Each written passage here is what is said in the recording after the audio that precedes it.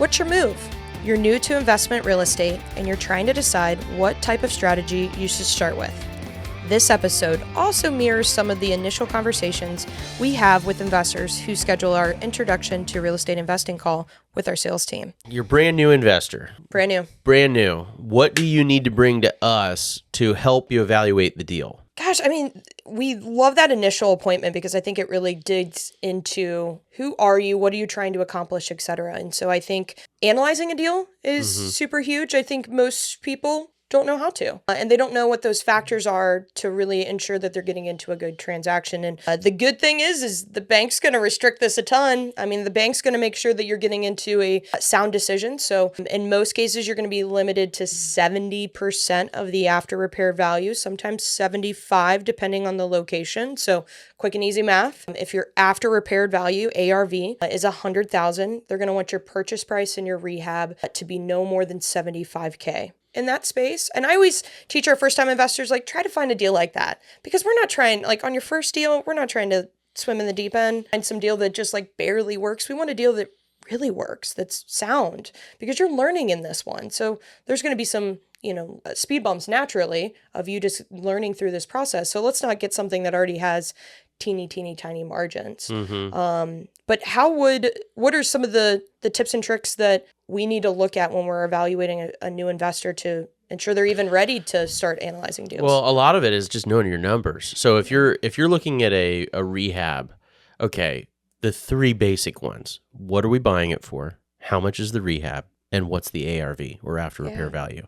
So, I mean, if we don't know that, then we don't know anything. Yeah. Because that is going to drive literally everything in the conversation. I sometimes get a text and it's just the address. And Yeah. I'm like, well, I need some more information. I do some things, but I need information. Yep, it's a house. It's so, totally and a it's not house. a ton of information. Yeah. We're not a No, ton. So pretty again, basic. purchase price, rehab, ARV, and then from there. And then, I would say the other thing would be what's your exit strategy? Are you flipping it, or are you going to keep it?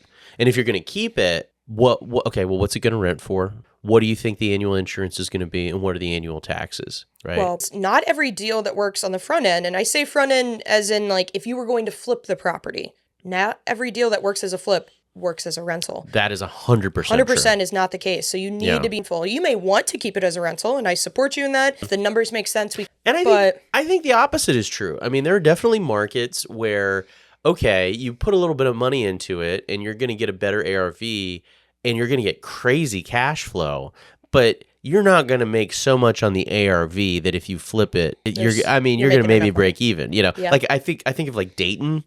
Dayton is kind of like a market like that, where our after values are so small that if I flipped it, cool, I make 10, 15K, but is 10, 15K worth it, or is my $400 a month in cash flow worth it? Yeah. Probably $400 a month in cash flow, because what's that 10, 15K going to do long term? So it's really, what's your goals? And I sometimes, honestly, my initial conversations with most investors are talking about risk tolerance and goals. Why are you getting into investment real estate? Tell me a little bit about that.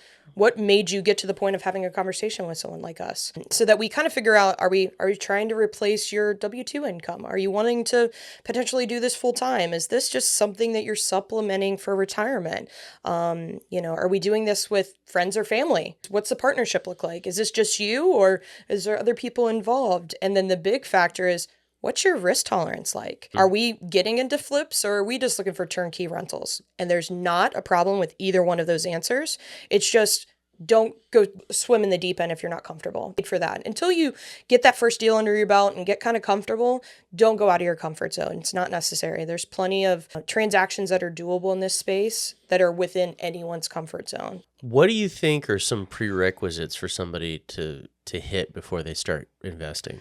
So really, honestly, the two things that we need to look at is credit and funds to close. Yeah. Outside of that, if the deal makes sense, the next two questions I ask are, have you looked at your personal credit recently? So though we are going to pull personal credit, none of our loans report to your personal credit, which is a caveat, and we can get into that later. And then second, where's money coming from? Because I think there's this perception that everyone's getting into deals with no money out of pocket. There's going to be a deal where, we can get strategic and put you in certain products that make sense that could limit your funds into a deal. And or you could be bringing someone into the mix that's paying for this down payment, et cetera. But when it gets down to it, There is going to be a down payment. Yeah. There is going to be closing costs. So How are we covering them?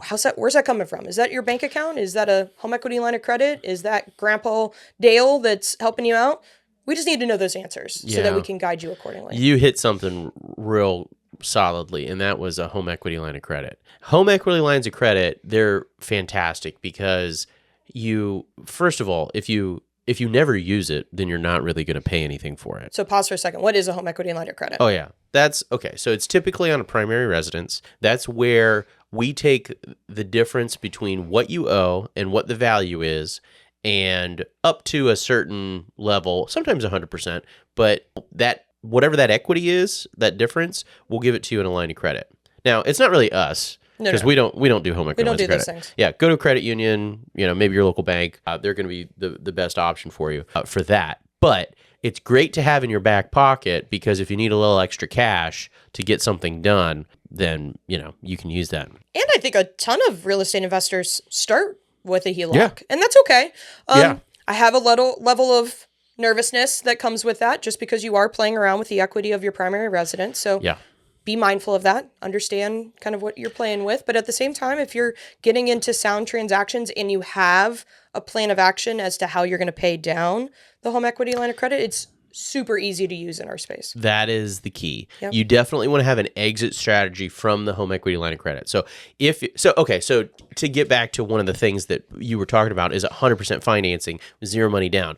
Well, that's kind of a way that you can do it. Yeah. So you could get a home equity line of credit. You could use that for the down payment and closing costs. And then the actual loan on the property would cover the other 80, 70%, whatever it is on that property. And then, so in that scenario, yes, it is $0 out of pocket because you're using the equity in your house. Flip the property, you pay off the HELOC, you take the profit and put it in your pocket, or, we refinance you and pay off the outstanding loan from the hard money lender to cover a portion potentially of what's outstanding on the HELOC. But the biggest thing is, don't get seduced by an interest-only payment on a HELOC. Because, first of all, interest rates on HELOCs are going to be a lot less than, let's say, hard money, for instance. But what I often see is people will just let it ride. And it's like, if you've got a 15-year term or a 20-year term, they get used to only paying $200 a month. And then all of a sudden, if rates go up, then your payment goes up.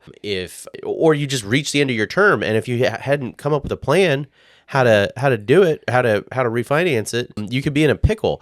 I have a quick story. So I come from the world of banking and wealth management and private banking, and that's hence the jacket and the cow shirt. But I had a client once who had a home equity line of credit. He was a millionaire, right? Yeah. And he had a home equity line of credit for $700,000, and he drew all $700,000. Yeah. And his term was 10 years, and he got to the end of the 10 years. And his full payment of $700,000 was due. Yeah. And he just kind of didn't think about it.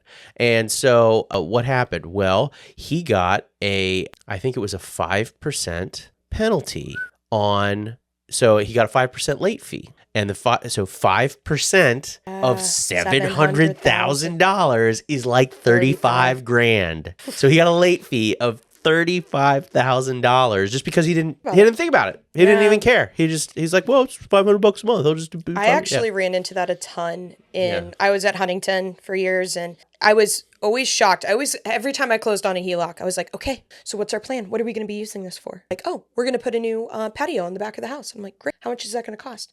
They're like, $25,000. Like, perfect. So how fast do you want to pay it off? They're like, pay it off. I was like, yeah, you're going to use this money. So like, what's your plan? Because in a lot of cases, you're used to like auto loans or your mortgage where there's a fixed payment. You know exactly what you're supposed to pay. Home equity line of credit are not that structured. And so you have to come up with your plan. And so I was like, cool, you're going to pay it off in 10 years. Is that the plan? Like, just like start there. And I told them what the payment was. And they were like, we don't want that payment. Then you shouldn't be getting this loan. Yep. Like, it's as simple as that. So it's really just making sure you have a plan. If you're going to use the home equity line of credit, make sure you have that plan.